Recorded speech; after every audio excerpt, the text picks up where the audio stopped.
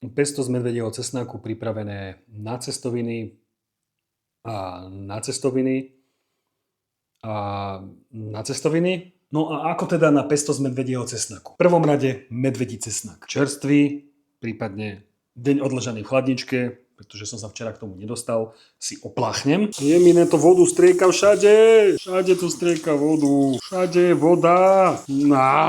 Dobre, stačí oplachovania. Všade voda. Všade voda. Medvedí cesnak si nechám odkvapkať. Tu bude celkom dlho trvať, takže ak poznáte nejaký vhodný spôsob, ako ho osušiť a pritom ho neznehodnotiť, tak ho použite, prípadne mi ho napíšte do komentára, aby som vedel na budúce, ako to spraviť. Čo budem potrebovať ďalej sú kešu orechy, alebo nejaké iné orechy, ale ja mám kešu orechy a môžu byť kešu orechy, prípadne môžu byť nekešu orechy, môžu byť aj vlaské orechy, prípadne píniové oriešky, ale za mňa asi najlepšie je taký mix, že vlaských a kešu. Alebo kešu. Dajte nejaké orechy. Zhruba polovicu objemu medvedieho cesnaku, také množstvo použijem orechov.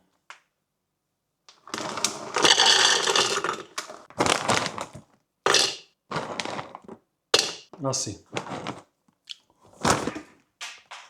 3 sekúnd. Pravidlo 3 sekúnd. No, kešu orechy si môžete namočiť. A ja to robiť nejdem, neviem prečo. A ja si ich rovno rozmixujem.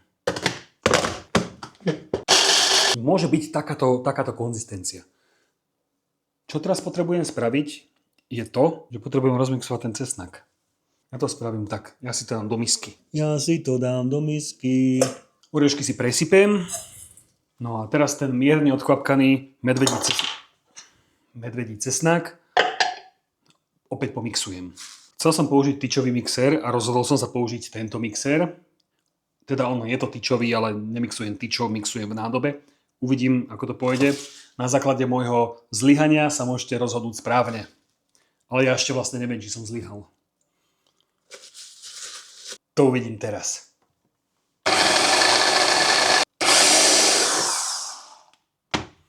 Nie dobrý nápad. Takže si to preložím a budem mixovať v nádobe.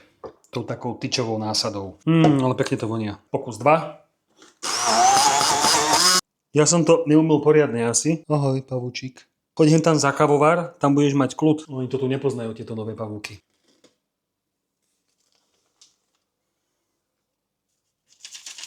Naozaj chovám pavúkov za kavovarom. Toto není dobrý nápad. Toto bude katastrofa. Ono tam patrí olivový olej. Ja nie, že by som na to zabudol, ale mne to úplne nenapadlo. Aby sa to lepšie mixovalo. Ináč, ak máte smoothie maker, ja mám, tak použite ten a nezabudnite na olej. Dúfam, že je to olivový olej. Dobre. No to je iná báseň. No ale je tam málo oleja, takže pridám ešte olej. Prisypeme oriešky.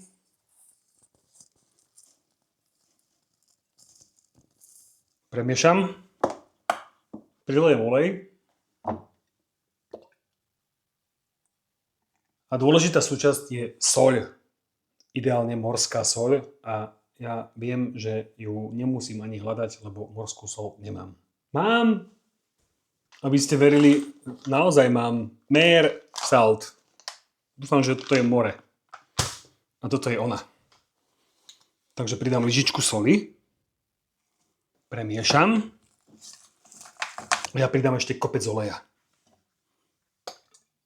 Ale tam, sem.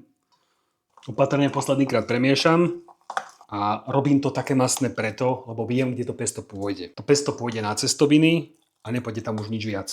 Takže, aby som ich trošku umastil, tak ich umastím vlastne s týmto olejom z pesta. Čiže na uvarené cestoviny vykydnem len pesto a ňam. Možno sa to niekomu zdá chudobné, ale mne to stačí. No a teraz čistý pohár. Dúfam, že sa to nám zmestí. Nemám viac pohárov, teda mám, ale bez viečok. Pesto z medvedieho cesnaku pripravené na cestoviny a na cestoviny a na cestoviny. Prípadne napíšte mi, kam vy si dávate pesto.